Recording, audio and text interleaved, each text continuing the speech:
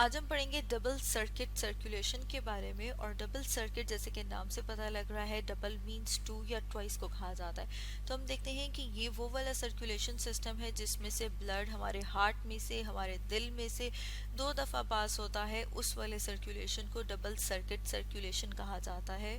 मतलब ये कि जब ब्लड ने मतलब एक पूरा साइकिल कंप्लीट करना है, जिसमें हम देखते हैं कि पूरी बॉडी में से उसको फ्लो करना है अपने साइकिल कंप्लीट करने के लिए। तो उसमें हम देखते हैं कि जब डबल सर्कुलेटरी सिस्टम में से, जैसे यहाँ पर हम डायग्राम में देख रहे हैं कि ब्लड हार्ट में से ट्वाइस पास करता है। और जो डबल सर्कुलेटरी सिस्टम है उसको फर्दर हम डिवाइड कर सकते हैं 2 सर्किट्स में। वो कौन कौन से वाले सर्किट्स हैं, जैसे यहाँ पर हम डायग्राम में देख रहे हैं पल्मोनरी सर्किट और साथ में सिस्टमैटिक सर्किट।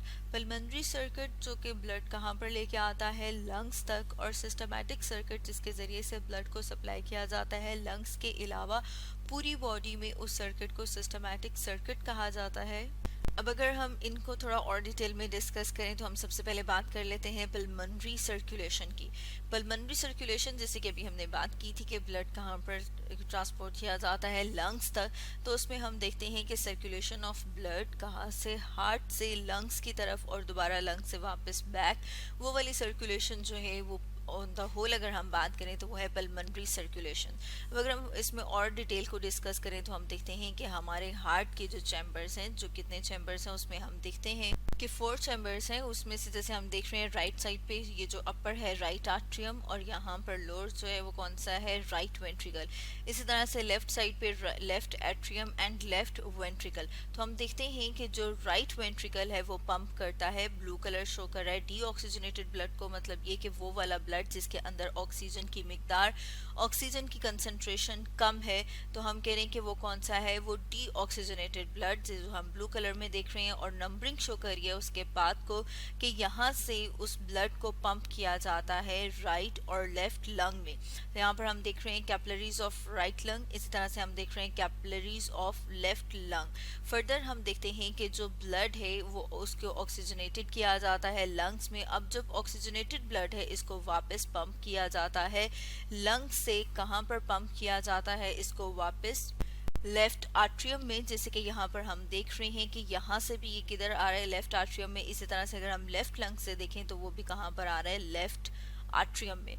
तो ये वाला जो सर्किट है जिसमें हम देख रहे हैं हार्ट ब्लड को पंप करता है लंग्स तक, और फिर लंग्स जो है उसको वापस लेके आते हैं, राइट वेंट्रिकल से पंप किया जाता है लंग्स तक, और लंग्स फिर इसको वापस लेके आते हैं लेफ्ट आर्ट्रियम तक। तो ये वाला जो सर्किट है इस सर्किट को कहा जाता है पल्मोनरी सर्कुलेशन। अब अगर हम सेकंड सर्किट के सर्कुलेशन की बात करें जो कि है सिस्टमैटिक सर्किट, और जब हम उसकी सर्कुलेशन की बात करेंगे तो वो क्या है, वो सिस्टमैटिक सर्कुलेशन। अब सिस्टमैटिक सर्कुलेशन जैसे कि हमने बात की थी कि उसमें ब्लड सर्कुलेट करता है लंग्स के अलावा बाकी पूरी बॉडी को। उस वाली सर्कुलेशन को कहा जाता है सिस्टमैटिक सर्कुलेशन, जैसे कि यहाँ पर हम देख रहे हैं। अब इसमें फर्दर हम देखें तो हम देखते हैं कि जो ऑक्सीजनेटेड ब्लड, मतलब ऑक्सीजन रिच ब्लड, वो वाला ब्लड जिसमें ऑक्सीजन की मिकदार ज़्यादा है उसे हम कहेंगे ऑक्सीजनेटेड ब्लड।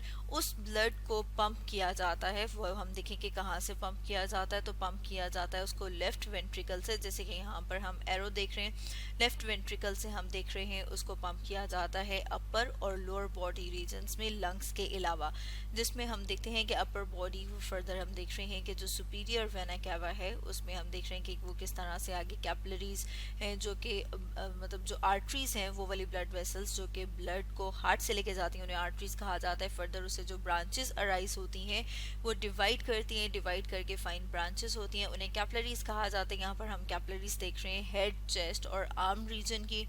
इसी तरह से हम देख रहे हैं कि जो एओर्टा है फर्दर उसी की डिवीजन है जो कि लोअर बॉडी को ब्लड सप्लाई करती है। उसमें हम देख रहे हैं कि उन वाले आर्टरी से, उन ब्लड वेसल्स से फर्दर जो कैपिलरीज अराइज हो रही हैं वो जिन रीजन्स को दे रही हैं, उसमें हम देख रहे हैं एब्डोमिनल रीजन और लेग्स जो है वो फर्दर ब्लड सप्लाई करती हैं इन रीजन्स को। इसके साथ साथ हम देखते हैं कि हार्ट जो हमारा मस्कुलर पंपिंग ऑर्गन है जो कि ब्लड को पंप करता है पूरी बॉडी में, उसको खुद भी ब्लड की ज़रूरत है क्योंकि ब्लड ट्रांसपोर्ट करता है न्यूट्रिएंट्स को, ऑक्सीजन को। तो हम देखते हैं कि जो सिस्टमैटिक सर्कुलेशन है उसी में फर्दर हम देखते हैं कि जो कोरोनरी आर्टरीज हैं वो ब्लड सप्लाई करती हैं हार्ट को। अब हम देख रहे हैं यहाँ पर कि ये वाली कैपिलरीज फर्दर मिलती हैं, मिल के दोबारा से वेन्स बना देती हैं और ये वेन ब्लड को वापस लेके आती हैं अपर और लोअर बॉडी रीजन से वापस हार्ट तक। तो ये जो ब्लू कलर है ये हमें शो कर रहा है कि ऑक्सीजन यहाँ से कहाँ पर आ गई, बॉडी टिश्यूज के पास। अब डीऑक्सीजनेटेड ब्लड उसको वापस लाया जाता है हार्ट तक राइट आर्ट्रियम से, और राइट आर्ट्रियम में आएगा, राइट आर्ट्रियम से ये आएगा राइट वेंट्रिकल में, और जब ये राइट वेंट्रिकल में आ जाएगा तो फिर दोबारा से कौन सी वाली सर्कुलेशन स्टार्ट हो जाएगी, पल्मोनरी सर्कुलेशन। तो इस तरह से हम देखते हैं कि पूरी बॉडी में ऑन द होल इसको अपना सर्किट कंप्लीट करने के लिए, मतलब अपनी सर्कुलेशन कंप्लीट करने के लिए हार्ट में से 2 दफ़ा गुजरना पड़ता है। इस वजह से इस तरह की जो सर्कुलेशन है उसे कहा जाता है डबल सर्किट सर्कुलेशन। तो स्टूडेंट्स, आज हमने स्टडी किया डबल सर्किट सर्कुलेशन के बारे में।